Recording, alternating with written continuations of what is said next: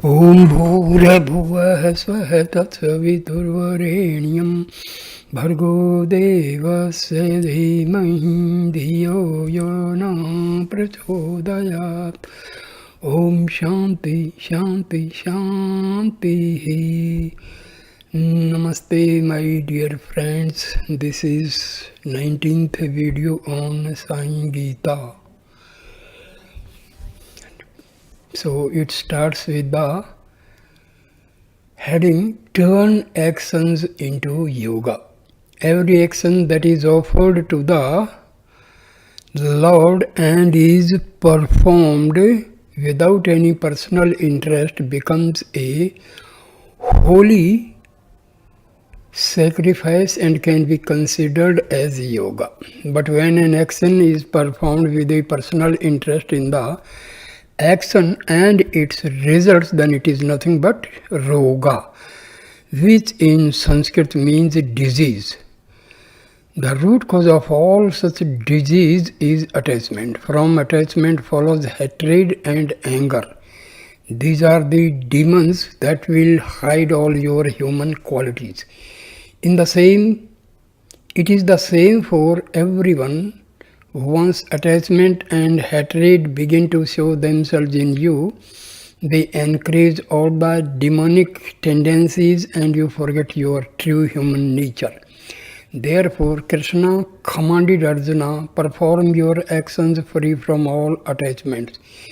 Be impersonal. When you perform actions without having any personal interest, the fruit of these actions will not touch you. That is how I rule over all the three worlds. Can you not rule over even one little body that way?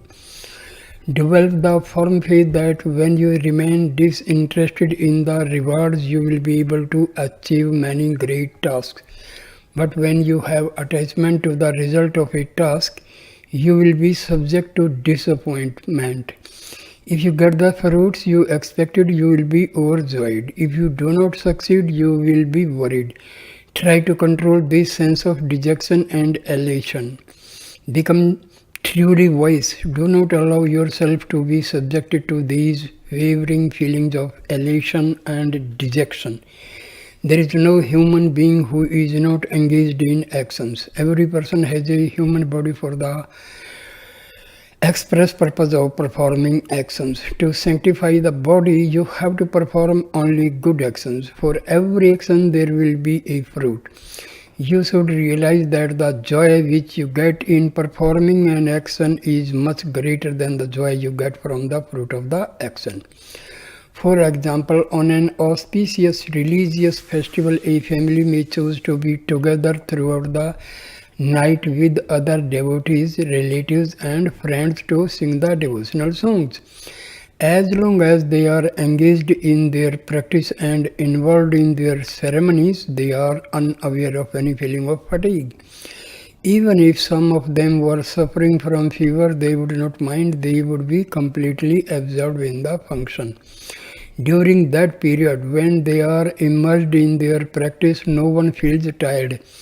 But when you visit this family soon after the function is over, you find them all looking rather weary. The joy of doing is greater than the joy of the rewards.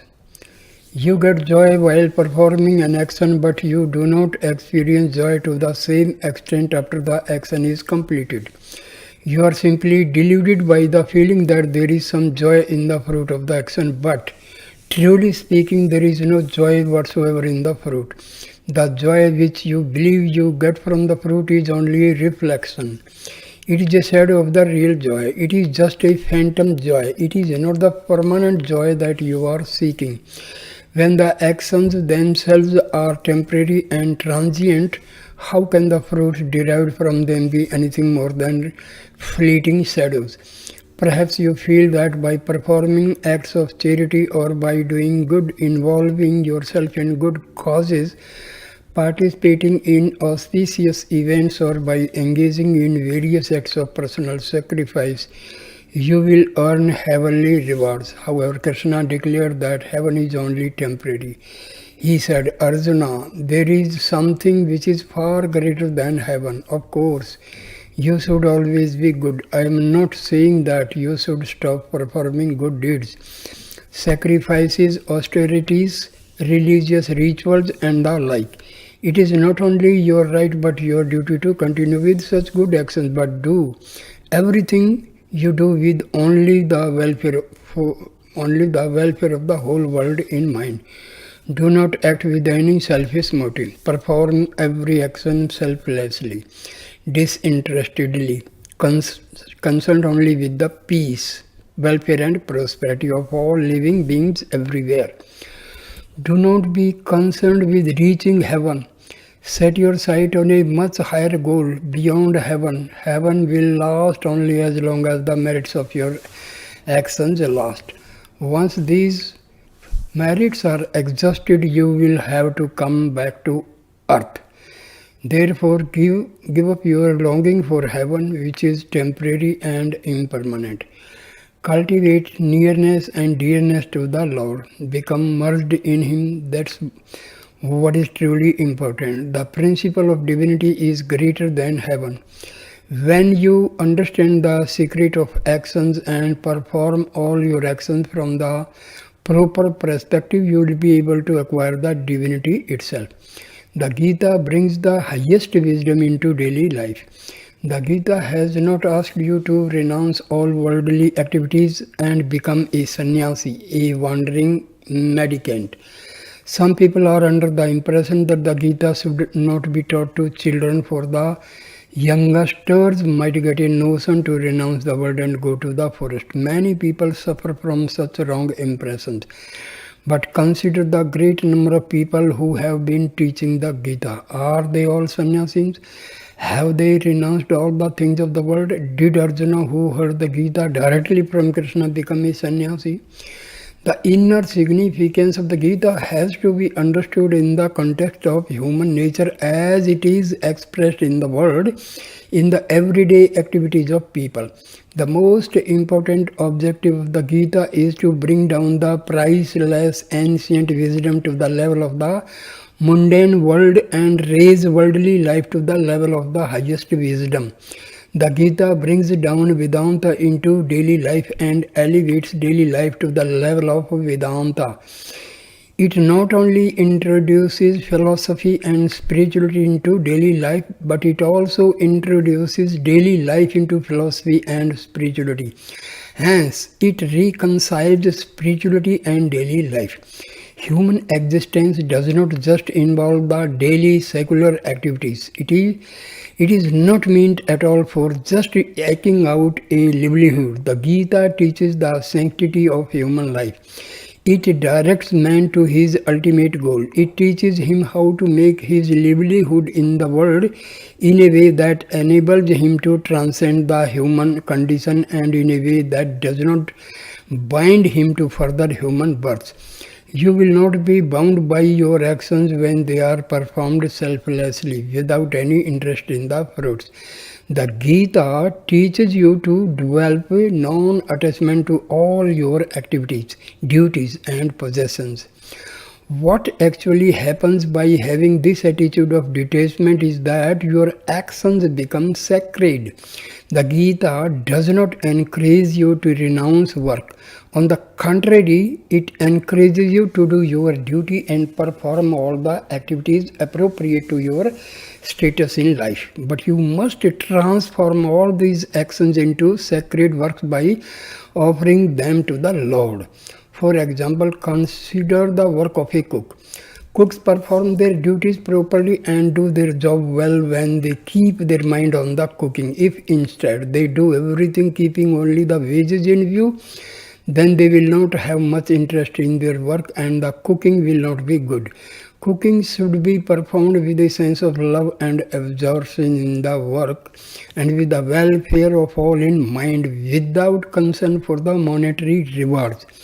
Then it becomes a sacred and pure service that nourishes and sanctifies. In the same way, when you perform your assigned duties, whatever they are, with full concentration on the work, offering it to the divinity and without any personal interest in the fruit, then your actions become sacred and grand. With this feeling of disinterestedness in the fruits, your work becomes steady and you will also progress steadily forward towards your goal. But when you have a personal interest in the work that you are performing, there will be ups and downs.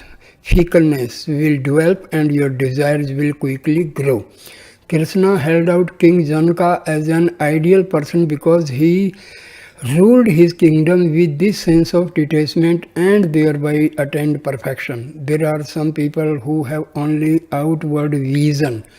There are others who have developed inward vision. Outward vision sees only the illusory world outside. Inward vision transforms the mind and fills the heart with sacred feelings. In order to gain inner vision, you have to develop this quality of absorption in the work and detachment from the results, offering everything you do to the divinity within. There is a story to illustrate the great spiritual power of this lofty practice. Janaka and Sukha. Once in the age previous to Krishna and Arjuna, the young sage Sukha had entered King Janaka's kingdom and was traveling in the neighborhood of the capital city. King Janaka heard that Sukha was in the vicinity but did not know where Sukha chose to make his camp. The king sent out messengers in all directions to get news of the Sukha's whereabouts. They located Sukha living in a shelter in a forest near the capital city. Janaka along with his ministers went to visit Sukha. Janaka did not go there as king or ruler, he went as a servant of the Lord. Janaka had long ago removed all traces of ego and now went as a humble spiritual seeker. Sukha was giving a discourse to his disciples on a spiritual topic. During this discourse, Janaka stood and listened with full concentration. Evening came. Before he left, Janaka went to Sukha and asked, Swami, may I come every day and experience your inspiring discourses? Sukha replied, Janaka, spirituality and philosophy are not anyone's private property. Whoever has the interest, whoever enjoys listening to these teachings, whoever believes in reaching the goal has a right to this knowledge. Certainly you may come. You are most welcome. Janaka went back to his palace and returned each day to attend the discourses. Now Sukha wanted to demonstrate to the world that King Janaka had inward vision, whereas most people have only outward vision. With this in mind, he moved to a spot on the crest of a hill overlooking the capital city and made his camp there. From this place, he continued his daily discourses on Vedanta. One particular day, King Janaka, because of some urgent responsibilities of administration, was delayed in coming there. Sukha purposely held up starting his discourse until Janaka had arrived. Sukha took no cognizance of the large gathering of people that were already assembled there, waiting for the discourse to comment. To demonstrate his interest, Sukha started asking questions of this person and that, trying to find out why King Janaka had not come. He also told some people to go and find out what had delayed the king. He himself stood on the roadside and watched for the royal party to arrive. At this, some murmur began among the people there. The disciples, the elders and youngsters who had assembled there began whispering among themselves. One said, look at Sukha. He is considered to be such a great sage who has renounced everything, but it does not seem to be true. Here he is waiting for King Janaka just because Janaka is an important ruler. Sukha is not paying any attention to us and does not seem to care about starting the discourse. Another person said, look at this peculiar behavior of Sukha. Why does he show so much partiality to kings? For a sage, should there be any difference in his feelings for a king and for others? Now Sukha noted all this talk, what was going on. In fact, it was with the intention of teaching them a good lesson that He had conducted himself this way. Half an hour passed, an hour passed, 2 hours passed. Sukha continued to wait for Janaka to come. He did not make any attempt to start the discourse. The venom must come out before teachings can go in. Meanwhile, those people whose hearts were a little polluted gave expression to their feelings of jealousy and anger. All those impure feelings which were inherent in them but had been hidden inside now started coming out. That is just what Sukha wanted, for only after the venom that was in their hearts had come out could the teachings of the Vedanta enter there. If there is nothing inside one's head, then it can be filled with the sacred teachings. But if one's head is already filled with all sorts of impure stuff, how can it take anything pure and sacred in? Without emptying the head of all the useless dross, sacred teachings will never take hold there. So Sukha's wish was that all these baser feelings should manifest themselves and be expressed. He wanted his students to pour out all the dirt and filth which was inside their mind. He knew that as long as their hearts harbored attachments and bad feelings, his teachings would not take hold. So he had then undergo this process of purification. Meanwhile, with a great deal of anxiety, Janaka rushed to attend the discourse. Sukha noted the approach of Janaka. He could be seen coming from a long way off because Janaka did not usually come alone. Although Janaka was not interested in bringing ministers and servants, they would invariably accompany him to provide security and protection to the king. Soon all the people became aware that King Janaka was approaching, entering the area where the discourse was given. Janaka prostrated himself before the Guru and humbly asked his pardon for coming late. Then Janaka spread his grass mat and sat down. Immediately Sukha commenced his discourse. Now in the hearts of the young disciples who had assembled there, hatred fructified. Their faces began changing because of their feeling towards Sukha and King Janaka. Look at this Sukha, they thought to themselves. He only cares about pleasing the king. That is the extent of his Vedanta. The fire that brought out the attachments of the disciples. Sukha decided to teach a lesson to all the people assembled there who were harboring such negative feelings. After some time, he interrupted his discourse suddenly and said, Janaka, look at your kingdom. It is on fire. King Janaka, who had closed his eyes and was totally absorbed in listening to the sacred teachings, took no notice of these words. He had fixed his mind on the Vedanta, and so he kept his concentration only on the Vedanta. The other people who had assembled there saw the flames and smoke rising above the city. Some of the disciples, thinking of their relatives and belongings, began running towards the capital city in the plain below. All the attachments which had lain hidden deep in their hearts now came to the surface and fully exposed themselves. A few moments later, Sukha told King Janaka, Janaka, this fire has now spread to your palace. Even then, Janaka did not take any notice of Sukha's statement. Janaka did not move from his seat. He had the true feeling of complete detachment and indifference to all things worldly. His interest was only in the Atma. Except for this absorption in the Atma, he had no other feeling. Among those in attendance at the discourse were a number of celebrated spiritual teachers having worldwide reputations. Sukha wanted to demonstrate to them that they might be very great scholars, but they had not killed their attachments. When these scholars saw the flames, they were apprehensive. They turned to King Janaka and began praying, O king, please do something about this terrible catastrophe happening below. But Janaka had entered into a state of samadhi. He was enjoying the bliss of the Atma. Tears of joy were coursing down Janaka's cheek. He did not waver for even a moment from the holy thoughts on which he had fixed his concentration. Sukha observed Janaka's state and was very pleased. After some time, these disciples who had run away towards the capital returned, reporting that in fact there had been no fire at all. Then Sukha began to explain to the disciples the meaning of all that had gone on.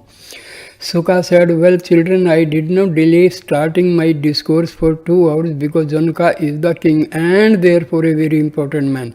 I delayed because he is a deserving person, a true seeker, and I believe in waiting for such a one. Because he has purged himself of ego and pride, because he has true humility, dedication and detachment, he has the authority to hold up the discourse. You listen, but you do not hear what is said or put it into practice. Therefore, you have no such authority. Instead of teaching hundreds of people who have made no effort in applying these teachings to their daily lives, I can teach at least one person who truly has a right to being taught because he has integrated these sacred precepts into his very life. What is the use of teaching people full of attachment and egoism? It is something like throwing a stone into water. For any number of years, the stone may lie in the water, but it will not absorb even a drop of water. Even if I can get just one person like Janaka, it is sufficient for me to go on. Why have useless shining stones in great numbers? If there is at least one gem which is truly valuable, that is enough. Why have 10 acres of barren land if you can have even a small plot that is fertile and abundant in its yield? If one king like Janaka can become sacred, then he can transform his entire kingdom and turn it into a sacred realm that will be an example to the whole world. Sukha's intent was to make Janaka a sacred king and at the same time to teach a valuable lesson to the conceited disciples who had gathered around him. Through Arjuna, Krishna taught the whole world. Krishna had a similar intent when he taught the Gita to Arjuna. Arjuna was also a sacred person and he had qualified himself for the teachings by his character and his high ideals. Arjuna had control of the senses. He had won a great deal of spiritual power from the penance he had performed. He had to a large extent suppressed his worldly attachment. He had a highly developed intellect and had become skilled in many arts, and he had surrendered himself to Krishna in true humility. Krishna decided that Arjuna was ready for the highest wisdom and resolved to turn him into a truly wise being. With the intention that if Arjuna could be corrected, the whole world would benefit thereby. Krishna took great care to give these sacred teachings to Arjuna. Arjuna had both the capacity and the virtue to rise to great spiritual heights. That is the reason he had been given a number of titles. The Sanskrit word Arjuna means one who is pure.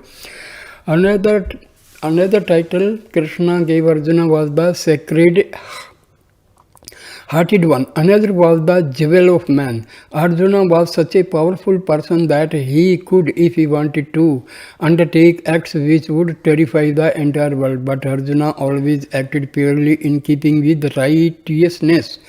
He earned the right to use a powerful weapon which could not be wielded by any other living person of his day. Originally, this weapon belonged to Lord Shiva. This same fearsome weapon, which was originally with Shiva and then with King Janaka in an earlier age in Krishna and Arjuna's time, became the Gandiva. Arjuna's formidable bow. By earning the grace of Shiva, Arjuna was able to obtain this magnificent weapon. In every respect, Arjuna was an outstanding hero, and it was such a noble and righteous human being that Krishna chose to teach the Gita so that the entire world would benefit thereby. It is another It is through your mouth that you offer food to the stomach. Then it is through the stomach that the food reaches the entire body. In the same way as food reaches all the limbs of the body when offered to the stomach, the Gita was given to a pure and selfless person such as Arjuna so that it might reach the entire world. One of Arjuna's name is Parthiva, which means son of the earth. All of you are children of the earth. Since Arjuna may be considered an outstanding representative of all mankind, Krishna felt that the whole world would in time be transformed by converting him into a sacred person. Ordinary actions, detached actions, and sacred actions. Compared to ordinary actions which are done by thinking of yourself as the doer, actions done without any sense of doership will be much greater. But an action that is done with complete selflessness, performed impersonally with the total indifference and without any attachment is greater still. But when the action is entirely offered to the Lord, when it becomes a holy sacrifice, it is even more sacred than all of these. Thus Krishna commanded Arjuna to offer all his acts to the Lord. When Arjuna reached this state of evolution, that is, when Arjuna acted completely selflessly and offered everything he did to the Lord, Krishna began to teach him the Gita. In the primary stage, every human being has to perform actions and actively employed in the task for which he is suited. One needs to perform action in order not to develop laziness. A lazy person is absolutely useless to the world. Swami does not approve or encourage anyone to be lazy. First, you must perform ordinary actions. Then you should enter into the stage where you perform all your actions without any self-interest. Gradually, you transform these actions into yoga. You transform work into worship. This is one of the core teachings of the Gita. The Gita will give you whatever you are ready to receive. It is to utterly destroy selfishness, egoism, arrogance, pride, possessiveness, attachment, hatred, and other such poisonous qualities that the Gita has taught the truth in so many ways. In the process, it has helped many different kinds of people to develop a sacred nature. The Gita may be compared to a wish-fulfilling tree. Whatever you desire from Gita, it will give. The meaning given to different teachings in the Gita depends on your outlook and stage of spiritual preparation. No one can say that he knows the one correct meaning for a particular verse. No one has the authority to claim that theirs is the only meaning. The Gita teachings apply to every level of spiritual seeker. Therefore, the Gita may be described as the heart of the Vedanta.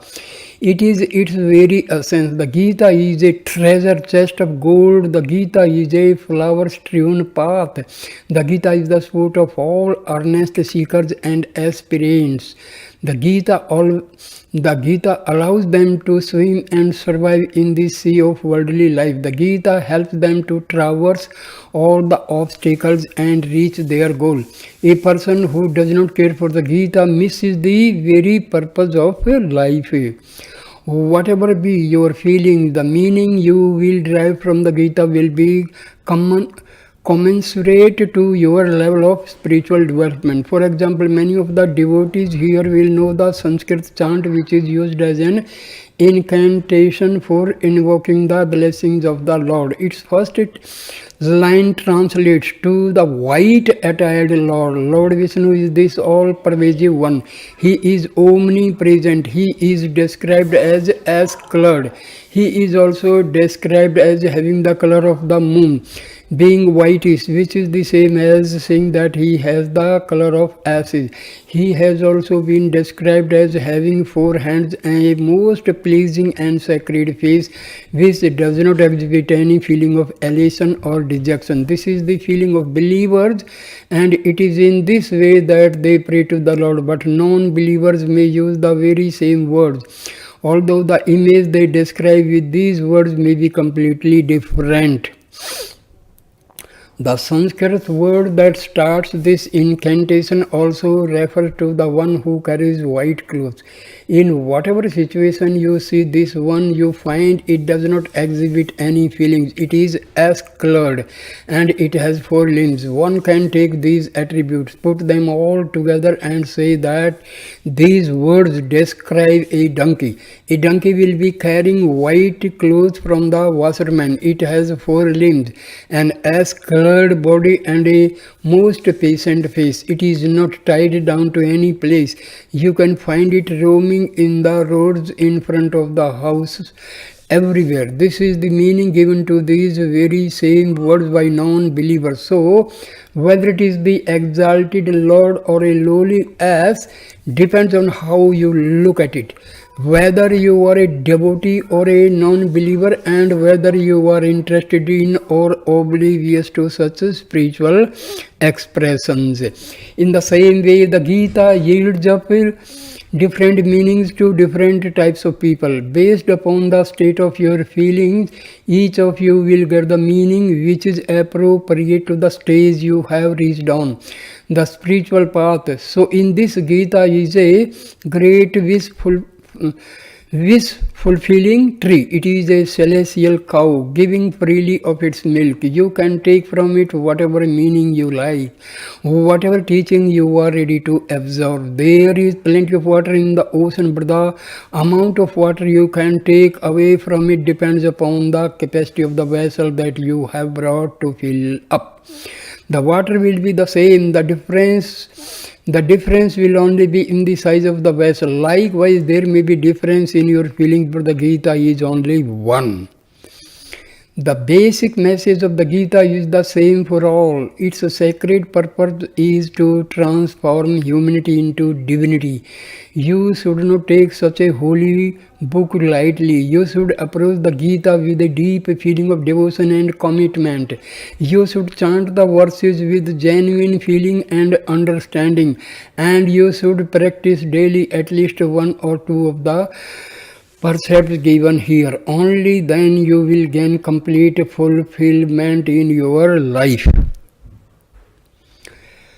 Developing the inner vision. Whether you are actively working in the world or have withdrawn from it, the most important consideration is not the work that you do or not do, but how effectively you have been able to uproot and destroy the deep-seated tendencies which lie hidden in your heart, embodiments of love. The principal objective of all spiritual practices is the removal of the deep-seated negative thought forms, impure habits, tendencies, and predispositions which in Sanskrit are called vasanas and which have encased themselves deeply within you.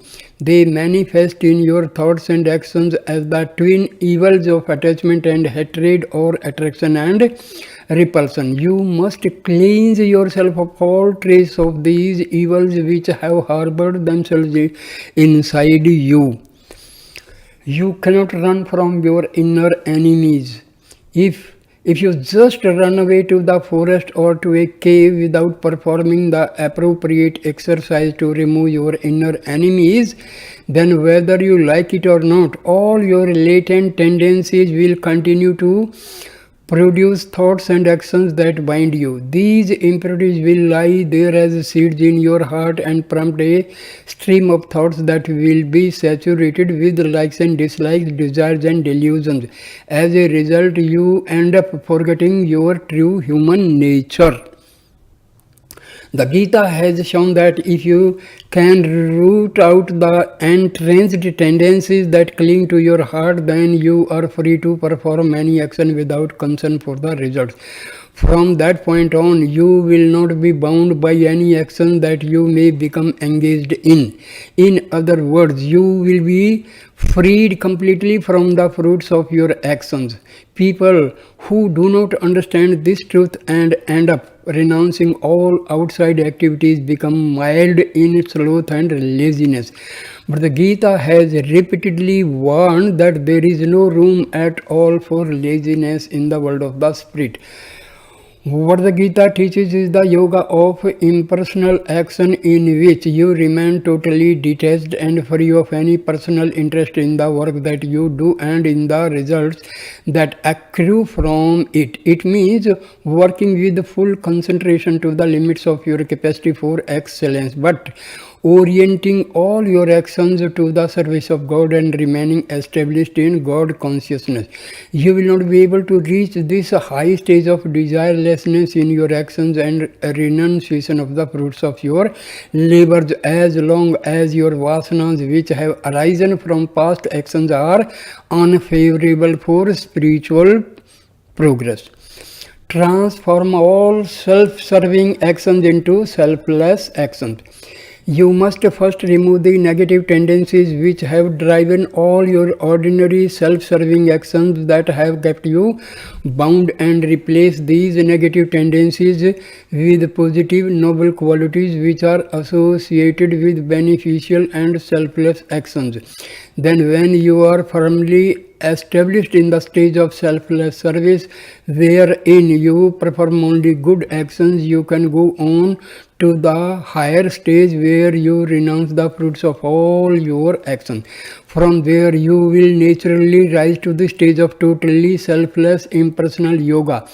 At that stage you make sure that all your actions are of the highest purity, and then you offer them all up to the divinity to do with as the divinity wishes.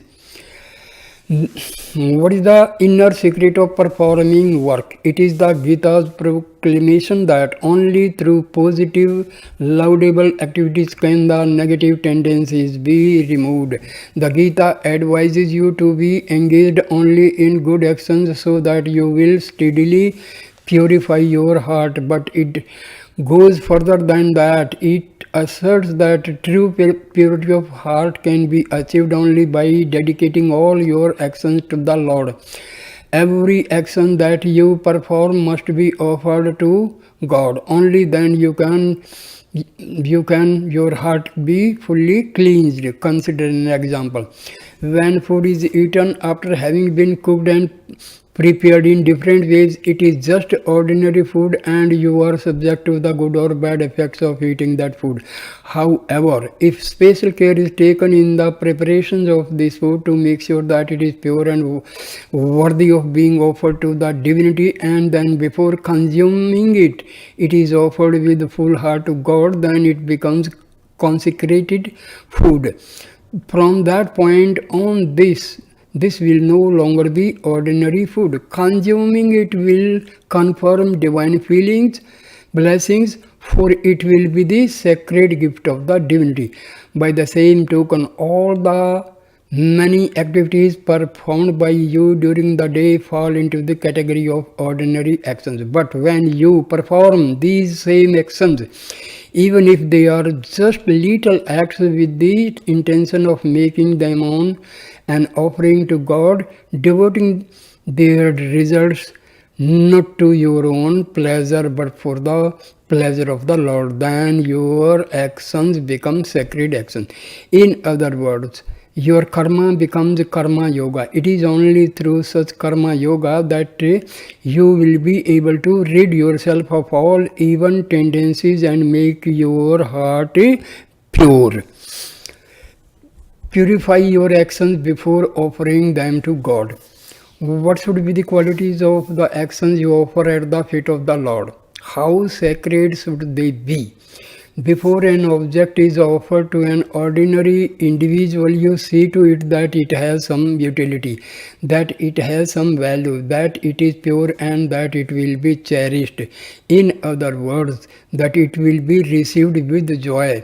That being the case in offering something to another individual, then how much more care should you take in making an offering to the Lord?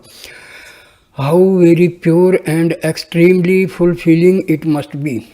One must not offer all types of objects and all types of actions to the Lord. Before you offer anything to the Lord, you must first make it pure. You must make it sacred and great. Then it will be a fit offering for the Lord. For example, if you want to offer a rose to the Lord, you first select a beautiful fragrant bloom. Then you remove the insects from the flower.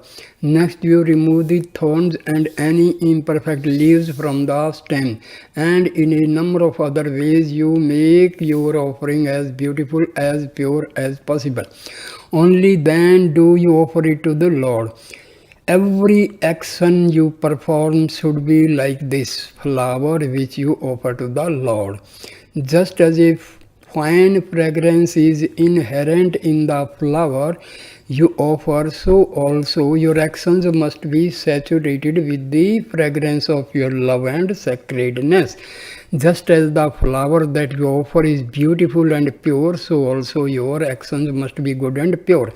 Such is true karma yoga. The Gita prompts you to offer only such kinds of action to the Lord.